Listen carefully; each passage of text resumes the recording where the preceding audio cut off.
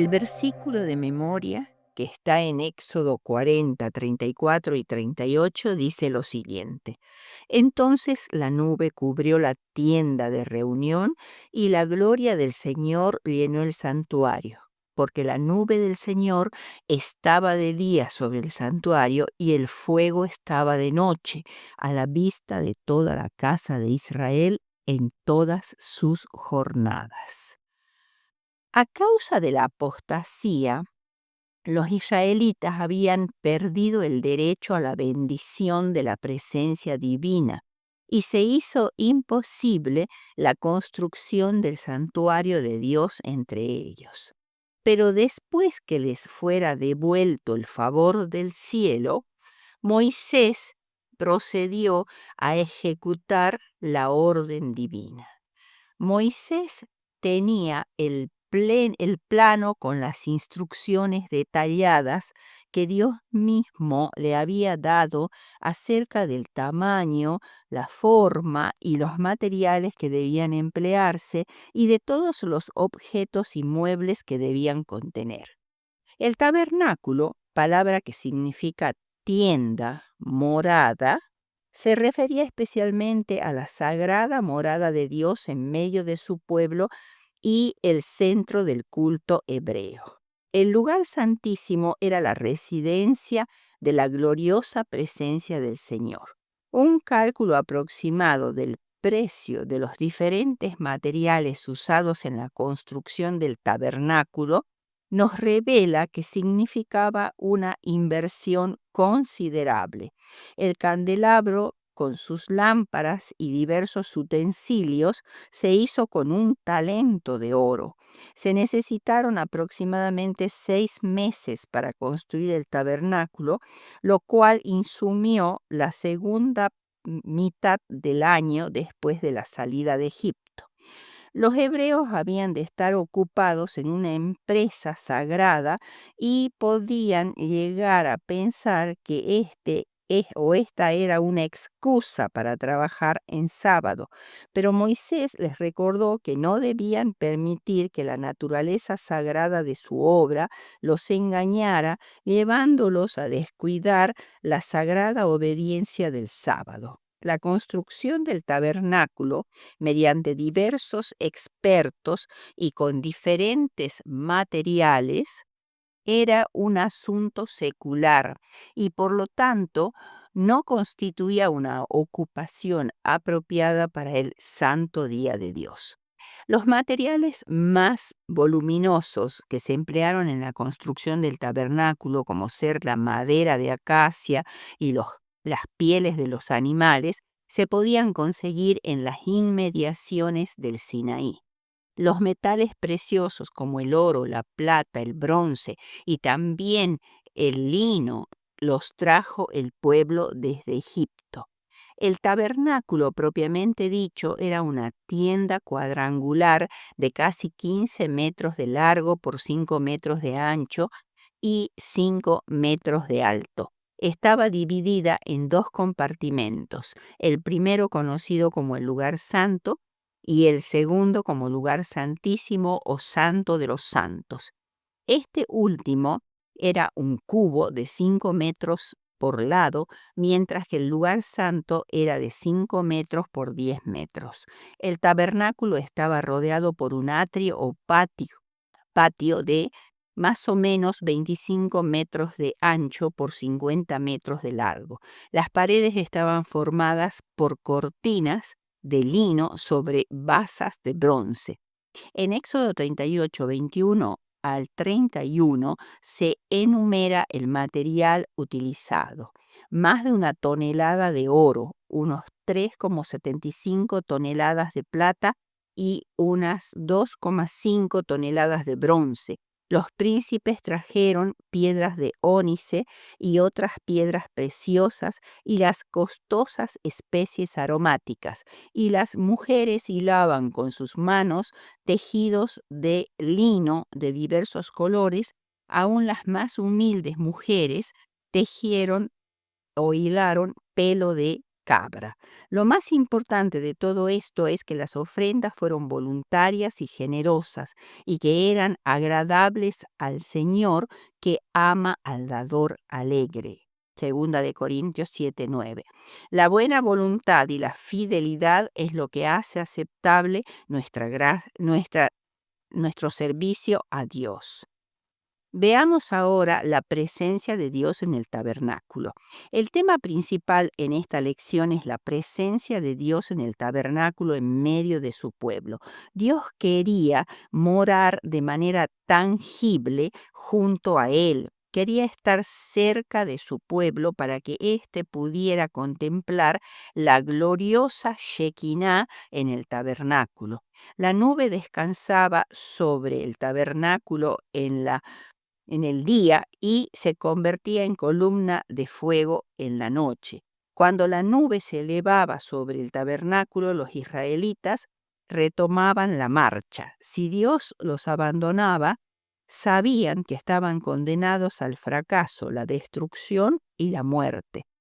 Éxodo 40, 34 y 35 dice que cuando se terminó la construcción del tabernáculo, la nube que había guiado a Israel desde Sucot en Egipto cubrió el tabernáculo llenándolo con su gloria. El pueblo se agolpó para contemplar con reverente satisfacción la columna de nube que descendió y lo envolvió todo. De esta manera demostró Dios su aprobación de todo lo que se había hecho. El pueblo, con profunda emoción, ahora se daba cuenta de que Dios mismo habitaría entre ellos y los acompañaría en su viaje. El segundo punto es Jesús habitó con la humanidad. Juan 1:14. Y aquel verbo fue hecho carne y habitó entre nosotros y vimos su gloria, gloria como del unigénito del Padre, lleno de gracia y de verdad. En realidad, el plan de salvación se puso en marcha desde que el hombre pecó. El Cordero de Dios, Cristo Jesús, fue muerto desde la creación del mundo, como dice Apocalipsis 13:8. La decisión que el Padre y el Hijo tomaron al crear este mundo, referente a la posible caída en pecado de la primera pareja, con sus terribles secuelas para nuestro planeta, y el sacrificio de Jesús para redimirlo de la eterna condenación, no iba a conocer ni retroceso ni variación. No obstante, la concretización y ratificación de esa decisión no tendrían lugar hasta que el Creador mismo fuese encarnado, marcase un punto en nuestra historia y en la historia del universo, y diese su vida por la raza perdida, poniendo de esta forma en ejecución el plan de salvación. Entre las muchas razones que podemos encontrar para la encarnación del Hijo de Dios, hay una razón fundamental. Era la única forma en que el Cristo podría llegar a ser nuestro sacrificio. A fin de llegar a ser nuestro sustituto y dar su vida por nosotros, el Hijo de Dios debía nacer como nace toda criatura humana y vivir como viven los seres humanos, aunque sin pecado. Ningún hijo de Adán podía morir como un sustituto aceptable nuestro, porque ningún ser humano fue justo ni podrá serlo por sí mismo. Simplemente esto era imposible por la debilidad de nuestra naturaleza pecaminosa que heredamos de nuestros primeros padres. Hay en la naturaleza humana una inclinación al mal, una fuerza que sin ayuda no puede resistirse. Los hombres no tienen un concepto adecuado del carácter odioso del mal. Por ello, solo un segundo Adán, alguien que no poseyese una naturaleza espiritual caída, podía ganar y restablecernos la herencia que el primer Adán perdió. Únicamente el sacrificio que Dios proveyese, el de su propio Hijo, podía servir como un sustituto perfecto de la humanidad. Pero ¿Podría otro ser creado, como por ejemplo otra persona que Dios hiciese morir por todos nosotros? Nunca. Cuando este ser lograse permanecer fiel, ¿hubiese sido aceptable que él, siendo inocente, muriese por los culpables? ¿Podría ser acaso un ángel? Un ángel es un ser creado no humano. ¿Podría Dios haber aceptado un ángel como sustituto nuestro? Si Dios lo aceptara, hubiese sido una tremenda injusticia de parte de Dios castigar a un inocente por lo que no hizo, por más que fuese un ángel. En los concilios celestiales, antes que el mundo fuese creado, el Padre y el Hijo hicieron un pacto juntos para que si el hombre probaba ser desleal a Dios, Cristo, uno con el Padre, tomaría el lugar del transgresor y sufriría la penalidad de la justicia que debía caer sobre él. Comentario Bíblico Adventista, tomo 6, página 1070, Elena de White. Fue la plena y libre aceptación de la penalidad del Salvador lo que hizo su sacrificio completamente aceptable en todo punto. La naturaleza angélica unida a la humana no podía ser tan costosa y elevada como la ley de Dios. Únicamente el Hijo de Dios podía presentar un sacrificio aceptable. Dios mismo se hizo hombre y soportó toda la ira que el pecado había provocado. El problema de cómo Dios podía ser justo y aún justificar a los pecadores desconcertaba a toda inteligencia infinita. Solo una persona divina podía mediar entre Dios y el hombre. La redención de este mundo era una empresa tan sagrada que no podía confiarse a ningún ser creado, por más noble y sublime que fuese. La estabilidad y seguridad eternas de todo el universo dependían del éxito de un sustituto aceptable. Era la justicia de Dios la que estaba en juego. La perfección angélica fracasó en el cielo. La perfección humana fracasó en el Edén, el paraíso de felicidad. Todo el que desea seguridad, ya sea en la tierra como en el cielo, debe mirar al Cordero de Dios. Los ángeles se postraron a los pies de su comandante y se ofrecieron para llegar a ser un sacrificio por el hombre, pero la vida de un ángel no podía pagar la deuda. Solo aquel que creó al hombre tenía potestad para redimirlo. Patriarcas y Profetas, página 64, Elena de White. Cuando vemos que no es un ser creado, sino el creador mismo del universo quien desciende de su alto estrado de honor para sufrir sobre sí mismo toda la miseria, la vergüenza y la angustia del pecado, y de poner su vida en rescate de los que creyeron en él, comenzamos a entender algo del costo de nuestra salvación.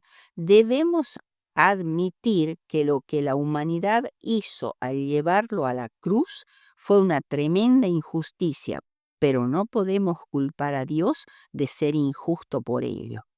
Sin ser Dios culpable de la desgracia humana y de su condición caída, estaba, sin embargo, obligado a pagar el rescate de aquellos a quienes creó mediante su encarnación y muerte en la cruz. No, Dios podría haber escogido simplemente destruir a los pecadores en lugar de morir por ellos, y no nos queda más que llenarnos de asombro y admiración al preguntarnos por qué Dios dio a su Hijo por nosotros. Hay dos razones básicas. Lo hizo primero por amor a la especie que había creado. Dios decidió dar a Adán y a Eva una segunda oportunidad. Y segundo, para revelar su justicia, porque no hubiese sido justo que hubiese salvado a la especie perdida sin que se hubiera dado una justa compensación por su falta. Por esas dos razones, Dios preparó para su Hijo un cuerpo humano para ser crucificado. ¿Cómo hizo, pues, la deidad para que el Hijo adquiriese nuestra sangre al encarnarse en la humanidad? Fue engendrado por el Espíritu Santo en una joven aldeana de Judea, siguiendo el proceso por el cual todos los seres humanos pasamos para poseer la sangre de nuestros padres. Esto fue hecho para que pudiese derramar esa preciosa sangre en rescate por nuestra vida. Romanos 5, 8 y 9. Así, por cuanto los hijos participaron de carne y sangre, él también participó de lo mismo, para destruir por la muerte al que tenía el imperio de la muerte, a saber, el diablo. Dios dio a su Hijo a la humanidad y esta dádiva es eterna. Hebreos 2:14. Pero Jesús no tan solo habitó con la humanidad, lo cual ya era una concesión insondable durante su encarnación. Después de su ascensión a los cielos, Jesús había prometido que donde quiera hubiera 2 o 3 personas reunidas en su nombre, Él estaría allí en medio de ellos. Mateo 18:20. Pero aún más, en Apocalipsis 21, 1 al 3, se nos dice que la nueva Jerusalén descenderá del cielo a la tierra, y Juan declara: He aquí el tabernáculo de Dios está con los hombres, y Él habitará con ellos, y ellos serán su pueblo. Apocalipsis 21:3. Esto significa que durante la eternidad moraremos en la presencia inmediata de Dios, en un mundo sin pecado, ni muerte, ni sufrimiento. En conclusión, en el servicio del tabernáculo y en el del templo que posteriormente ocupó su lugar, se enseñaba diariamente al pueblo las grandes verdades relativas a la muerte y el ministerio de Cristo.